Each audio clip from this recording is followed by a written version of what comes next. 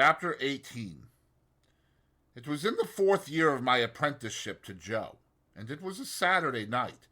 There was a group assembled round the fire at the Three Jolly Bargemen, attentive to Mr. Wopsle as he read the newspaper aloud. Of that group, I was one. A highly popular murder had been committed, and Mr. Wopsle was imbrued in blood to his eyebrows.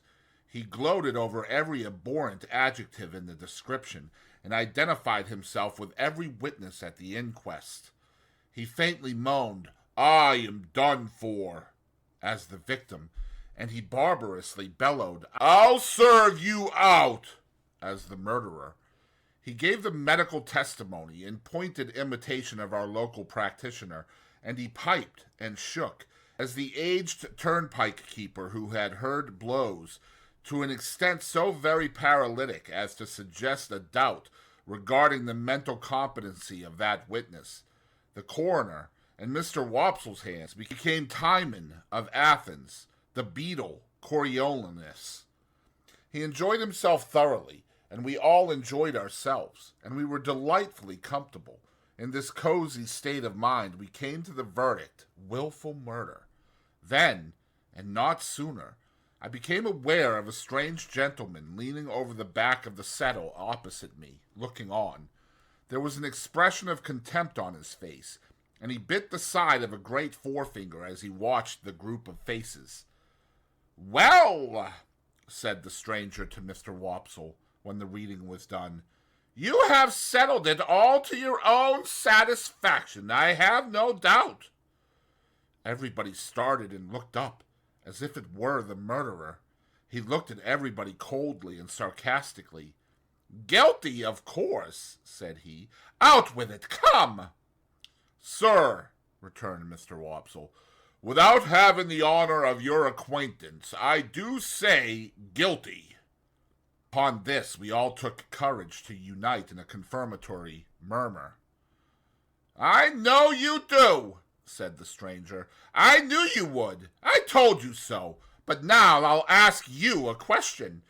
Do you know, or do you not know, that the law of England supposes every man to be innocent until he is proved to be guilty?"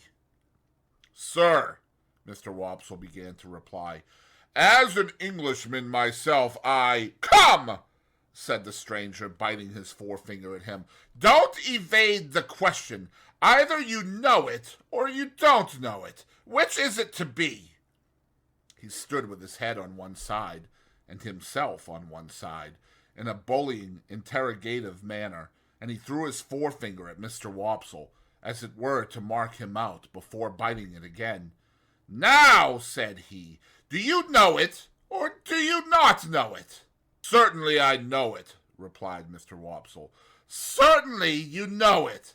Then why didn't you say so at first? Now, I'll ask you another question," taking possession of Mr. Wopsle as if he had a right to him. "Do you know that none of these witnesses have yet been cross-examined?" Mr. Wopsle beginning, "I can only say," when the stranger stopped him. "What? You won't answer the question, yes or no? Now, I'll try you again," throwing his finger at him again. "Attend to me. Are you aware, or are you not aware, that none of these witnesses have yet been cross-examined? Come, I only want one word from you. Yes or no?" Mr. Wopsle hesitated, and we all began to conceive rather a poor opinion of him. "Come," said the stranger, "I'll help you. You don't deserve help, but I'll help you. Look at that paper you hold in your hand. What is it?" "What is it?" repeated Mr. Wopsle, eyeing it, much at a loss. "Is it," pursued the stranger in his most sarcastic and suspicious manner, "the printed paper you have just been reading from?" "Undoubtedly." "Undoubtedly. Now, turn to that paper, and tell me whether it distinctly states that the prisoner expressly said that his legal advisers instructed him altogether to reserve his defense." "I read that just now," Mr. Wopsle pleaded. Never mind what you read just now, sir. I don't ask you what you read just now. You may read the Lord's Prayer backwards if you like, and perhaps have done it before today. Turn to the paper. No, my friend, not to the top of the column. You know better than that. To the bottom! To the bottom! We all began to think Mr. Wopsle full of subterfuge. Well, have you found it? Here it is, said Mr. Wopsle. Now, follow that passage with your eye, and tell me whether it distinctly states that the prisoner expressly said that he was instructed by his legal advisers wholly to reserve his defense. Come, do you make that of it? Mr. Wopsle answered, Those are not the exact words. Not the exact words, repeated the gentleman bitterly. Is that the exact substance? Yes, said Mr. Wopsle. Yes, repeated the stranger, looking round at the rest of the company with his right hand extended towards the witness, Wopsle. And now I ask you what you say to the conscience of that man who, with that passage before his eyes, can lay his head upon his pillow after pronounced a fellow creature guilty, unheard. We all began to suspect that Mr. Wopsle was not the man we had thought him, and that he was beginning to be found out. And that same man, remember, pursued the gentleman, throwing his finger at Mr. Wopsle heavily, that same man might be summoned as a juryman upon this very trial, and, having thus deeply committed himself, might return to the bosom of his family and lay his head upon his pillow, after deliberately swearing that he would well and truly try the issue joined between our sovereign lord the king and the prisoner at the bar, and would a true verdict give according to the evidence? So help him God! We were all deeply persuaded that the unfortunate Wopsle had gone too far, and had better stop in his reckless career while there was yet time. The strange gentleman, with an air of authority not to be disputed, and with a manner expressive of knowing something secret about every one of us that would effectually do for each individual if he chose to disclose it, left the back of the settle and came into the space between the two settles in front of the fire, where he remained standing, his left hand in his pocket, and he biting the forefinger of his right. From information I have received, said he, looking round at us as we all quailed before him, I have reason to believe there is a blacksmith among you, by name Joseph, or Joe, Gargery. Which is the man? Here is the man, said Joe. The strange gentleman beckoned him out of his place, and Joe went. You have an apprentice, pursued the stranger, commonly known as Pip. Is he here? I am here, I cried. The stranger did not recognize me, but I recognized him as the gentleman I had met on the stairs on the occasion of my second visit to Miss Havisham. I had known him the moment I saw him looking over the settle, and now that I stood confronting him with his hand upon my shoulder, I checked off again in detail his large head, his dark complexion, his deep-set eyes, his bushy black eyebrows, his large watch chain, his strong black dots of beard and whisker, and even the smell of scented soap on his great hand. I wish to have a private conference with you two, said he, when he had surveyed me at his leisure. It will take a little time. Perhaps we had better go to your place of residence. I prefer not to anticipate my communication here. You will impart as much or as little of it as you please to your friends afterwards. I have nothing to do with that. Amidst a wondering silence, we three walked out of the Jolly Bargeman, and in a wondering silence walked home. While going along, the strange gentleman occasionally looked at me, and occasionally bit the side of his finger. As we neared home, Joe, vaguely acknowledging the occasion as an impressive and ceremonious one, went on ahead to open the front door. Our conference was held in the state parlor, which was feebly lighted by one candle. It began with the strange gentleman sitting down at the table, drawing the candle to him and looking over some entries in his pocketbook. He then put up the pocketbook and set the candle a little aside, after peering round it into the darkness at Joe and me to ascertain which was which. "My name," he said, "is Jaggers, and I am a lawyer in London. I am pretty well known. I have unusual business to transact with you, and I commence by explaining that it is not of my originating. If my advice had been asked, I should not have been here. It was not asked, and you see me here. What I have to do as the confidential agent of another, I do. No less, and no more." Finding that he could not see us very well from where he sat, he got up and threw one leg over the back of a chair and leaned upon it, thus having one foot on the seat of the chair and one foot on the ground. "Now, Joseph Gargery, I am the bearer of an offer to relieve you of this young fellow, your apprentice. You would not object to cancel his indentures at his request, and for his good. You would want nothing for so doing." "Lord forbid that I should want anything for not standing in Pip's way," said Joe, staring. "Lord forbidding is pious, but not to the purpose," returned Mr. Jaggers. "The question is, would you want anything? Do you want anything?" "The answer is," returned Joe sternly, "no." I thought Mr. Jaggers glanced at Joe, as if he considered him a fool for his disinterestedness, but I was too much bewildered between breathless curiosity and surprise to be sure of it. "Very well," said Mr. Jaggers. "Recollect the admission you have made, and don't try to go from it presently." "Who's a-going to try?" retorted Joe. "I don't say anybody is. Do you keep a dog?" "Yes, I do keep a dog." "Bear in mind, then, that Bragg is a good dog, but Holdfast is a better. Bear that in mind, will you?" repeated Mr. Jaggers, shutting his eyes and nodding his head at Joe, as if he were forgiving him something. "Now, I return to this young fellow, and the communication I have got to make is that he has great expectations." Joe and I gasped and looked at one another.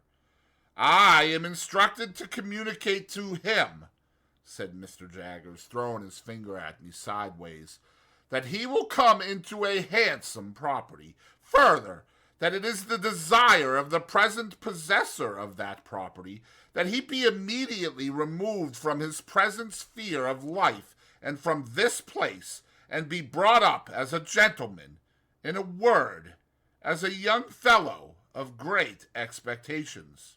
My dream was out. My wild fancy was surpassed by sober reality. Miss Havisham was going to make my fortune on a grand scale. "Now, Mr. Pip," pursued the lawyer, "I address the rest of what I have to say to you. You are to understand, first, that it is the request of the person from whom I take my instructions that you always bear the name of Pip. You will have no objection, I dare say, to your great expectations being encumbered with that easy condition, but if you have any objection, this is the time to mention it."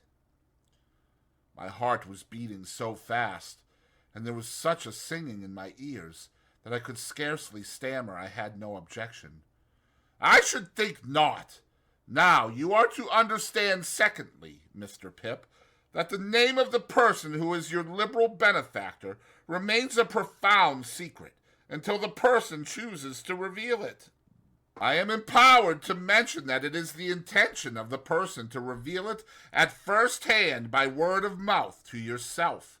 When or where that intention may be carried out, I cannot say. No one can say. It may be years hence. Now, you are distinctly to understand that you are most positively prohibited from making any inquiry on this head, or any allusion or reference, however distant, to any individual whomsoever as the individual in all the communications you may have with me. If you have a suspicion in your own breast, keep that suspicion in your own breast. It is not the least to the purpose what the reasons of this prohibition are. They may be the strongest and gravest reasons, or they may be mere whim. This is not for you to inquire into. The condition is laid down. Your acceptance of it and your observance of it as binding is the only remaining condition that I am charged with by the person from whom I take my instructions and for whom I am not otherwise responsible. That person is the person from whom you derive your expectations, and the secret is solely held by that person and by me. Again, not a very difficult condition with which to encumber such a rise in fortune, but if you have any objection to it, this is the time to mention it. Speak out. Once more, I stammered with difficulty that I had no objection. I should think not. Now, Mr. Pip, I have done with stipulations. Though he called me Mr. Pip and began rather to make up to me, he still could not get rid of a certain air of bullying suspicion, and even now he occasionally shut his eyes and threw his finger at me while he spoke, as much as to express that he knew all kinds of things to my disparagement, if he only chose to mention them. We come next to mere details of arrangement. You must know that, although I have used the term expectations more than once, you are not endowed with expectations only. There is already lodged in my hands a sum of money amply sufficient for your suitable education and maintenance. You will please consider me your guardian. Oh, for I was going to thank him. I tell you at once, I am paid for my services, or I shouldn't render them. It is considered that you must be better educated, in accordance with your altered position, and that you will be alive to the importance and necessity of it once entering on that advantage. I said I had always longed for it. Never mind what you have always longed for, Mr. Pip, he retorted. Keep to the record. If you long for it now, that's enough. Am I answered that you are ready to be placed at once under some proper tutor? Is that it? I stammered yes. That was it. Good. Now, your inclinations are to be consulted. I don't think that wise, mind, but it's my trust. If you ever heard of any tutor whom you would prefer to another? I had never heard of any tutor but Biddy and Mr. Wopsle's great aunt, so I replied in the negative. There is a certain tutor, of whom I have some knowledge, who I think might suit the purpose, said Mr. Jaggers. I don't recommend him, observe, because I never recommend anybody. The gentleman I speak of is one Mr. Matthew Pocket. Ah, I caught at the name directly. Miss Havisham's relation, the Matthew whom Mr. and Mrs. Camilla had spoken of, the Matthew whose place was to be at Miss Havisham's head when she lay dead, in her bride's dress on the bride's table.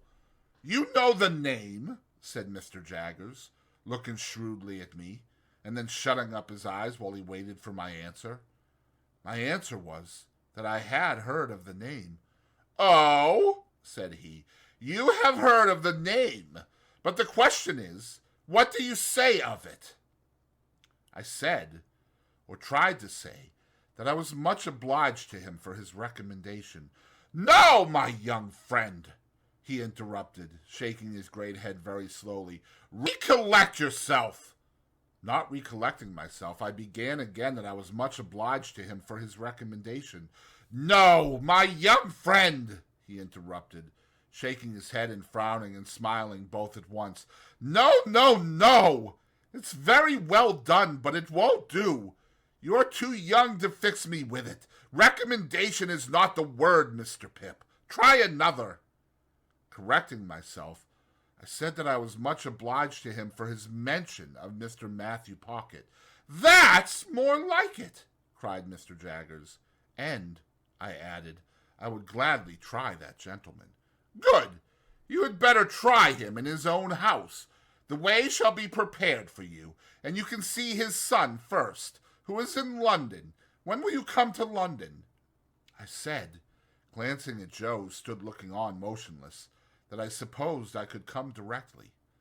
"First," said Mr. Jaggers, "you should have some new clothes to come in, and they should not be working clothes. Say, this day week. You'll want some money. Shall I leave you 20 guineas?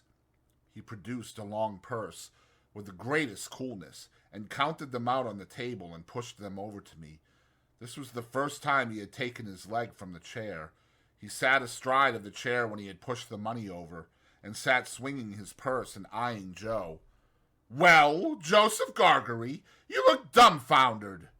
I am," said Joe, in a very decided manner. "It was understood that you wanted nothing for yourself, remember?" "It were understood," said Joe, "and it are understood, and it ever will be similar according." "But what?" said Mr. Jaggers, swinging his purse. "What if it was in my instructions to make you a present, as compensation?" "As compensation what for?" Joe demanded.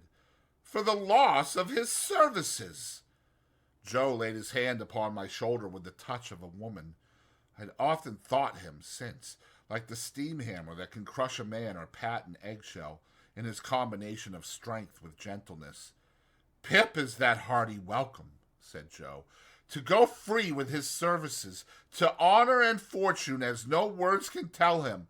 But if you think his money can make compensation to me for the loss of the little child, what come to the forge, and ever the best of friends—" "Oh, dear good Joe, whom I was so ready to leave and so unthankful to, I see you again, with your muscular blacksmith's arm before your eyes, and your broad chest heaving, and your voice dying away.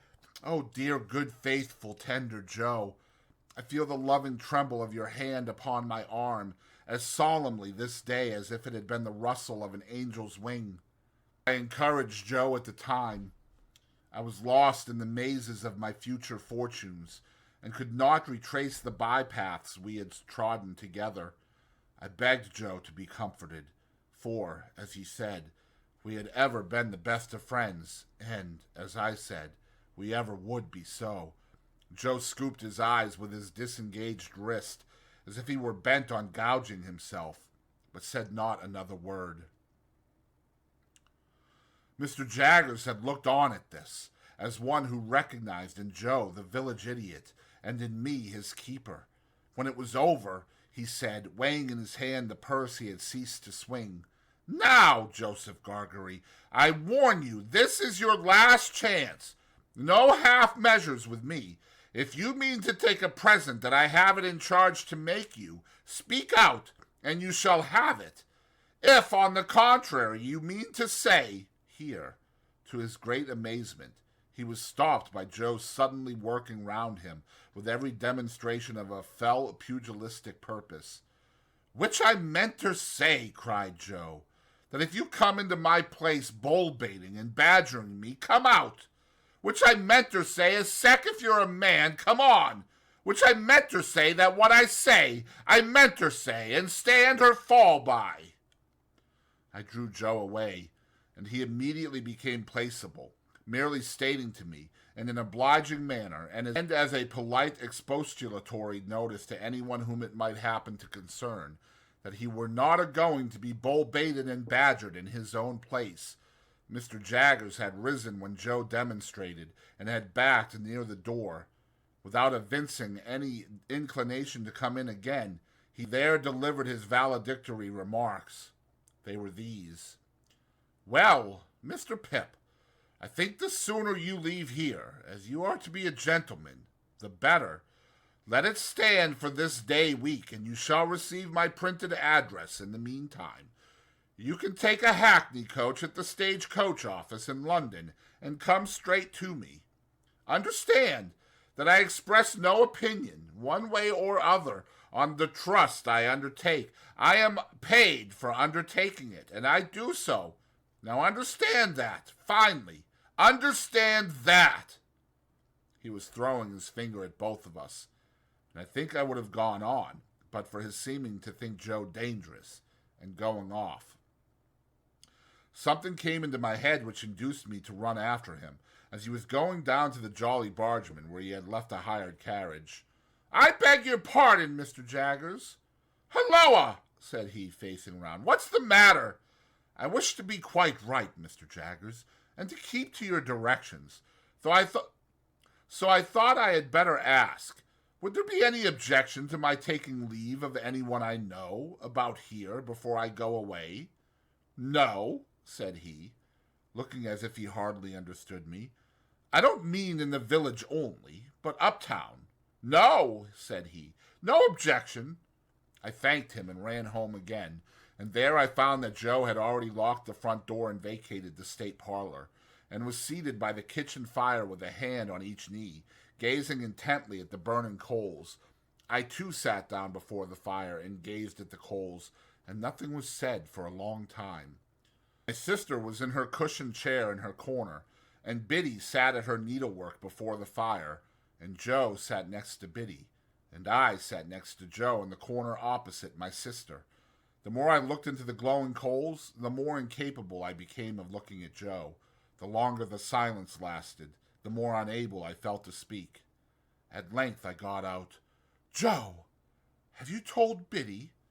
"No, Pip," returned Joe, still looking at the fire and holding his knees tight, as if he had private information that they intended to make off somewhere. "I'd left it to yourself, Pip." "I would rather you told, Joe." "Pip's a gentleman of fortune, then," said Joe, "and God bless him in it." Biddy dropped her work and looked at me. Joe held his knees and looked at me. I looked at both of them.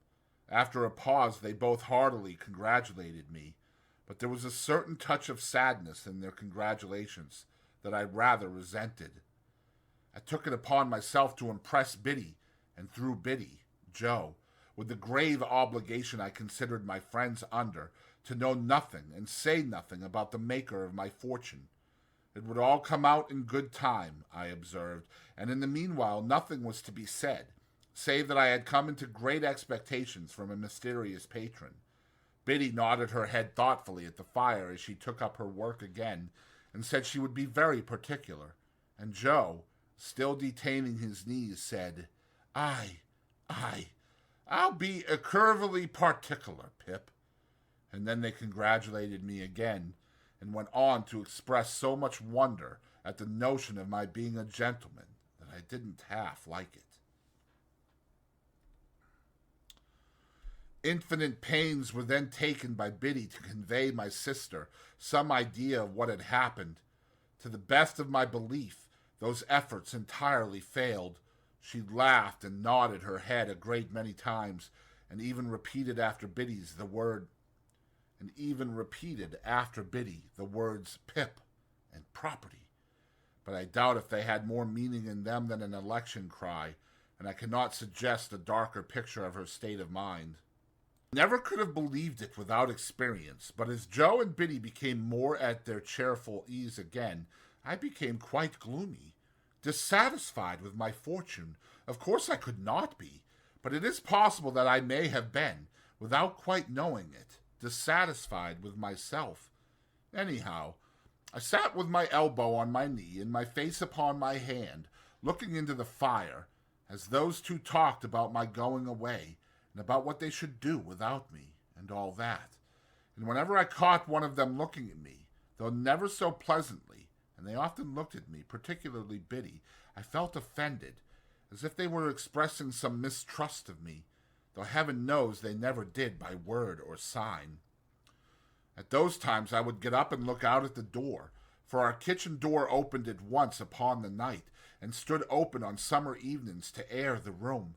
The very stars to which I then raised my eyes, I am afraid I took to be but poor and humble stars for glittering on the rustic objects among which I had passed my life. "Saturday night," said I, when we sat at our supper of bread and cheese and beer, "5 more days, and then the day before the day. They'll soon go." "Yes, Pip," observed Joe, whose voice sounded hollow in his beer mug. They'll soon go. Soon, soon go, said Biddy. I have been thinking, Joe, that when I go downtown on Monday and order my new clothes, I shall tell the tailor that I'll come and put them on there, or that I'll have them sent to Mr. Pumblechook's. It would be very disagreeable to be stared at by all the people here. Mr. and Mrs. Hubble might like to see you in your new genteel figure too, Pip, said Joe, industriously cutting his bread, with his cheese on it, in the palm of his left hand, and glancing at my untasted supper as if he thought of the time when we used to compare slices. So might Wopsle, and the Jolly Bargeman might take it as a compliment. That's just what I don't want, Joe. They would make such a business of it, such a coarse and common business, that I couldn't bear myself. Ah, that indeed, Pip, said Joe, if you couldn't bear yourself. Biddy asked me here, as she sat holding my sister's plate, have you thought about when you'll show yourself to Mr. Gargery, and your sister and me? You will show yourself to us, won't you? I returned with some resentment. You are so exceedingly quick that it's difficult to keep up with you. She always were quick, said Joe. If you had waited another moment, Biddy, you would have heard me say that I shall bring my clothes here in a bundle one evening, most likely on the evening before I go away. Biddy said no more. Handsomely forgiving her, I soon exchanged an affectionate good night with her and Joe, and went up to bed. When I got into my little room, I sat down and took a long look at it, as a mean little room that I should soon be parted from and raised above forever. It was furnished with fresh young remembrances, too, and even at the same moment I fell into much the same confused division of mind between it and the better rooms to which I was going, as I had been in so often between the forge and Miss Havisham's, and Biddy, and Estella. The sun had been shining brightly all day on the roof of my attic, and the room was warm. As I put the window open and stood looking out, I saw Joe come slowly forth at the dark door below and take a turn or two in the air, and then I saw Biddy come and bring him a pipe and light it for him. He never smoked so late, and it seemed to hint to me that he wanted comforting for some reason or other. He presently stood at the door immediately beneath me, smoking his pipe, and Biddy stood there too, quietly talking to him, and I knew that they talked of me, for I heard my name mentioned in an endearing tone by both of them more than once. I would not have listened for more if I could have heard more, so I drew away from the window and sat down in my one chair by the bedside, feeling it very sorrowful and strange that this first night of my bright fortunes should be the loneliest I had ever known. Looking towards the open window, I saw light wreaths from Joe's pipe floating there, and I fancied it was like a blessing from Joe, not obtruded on me or paraded before me, but pervading the air we shared together. I put my light out and crept into bed, and it was an uneasy bed now, and I never slept the old sound sleep in it any more.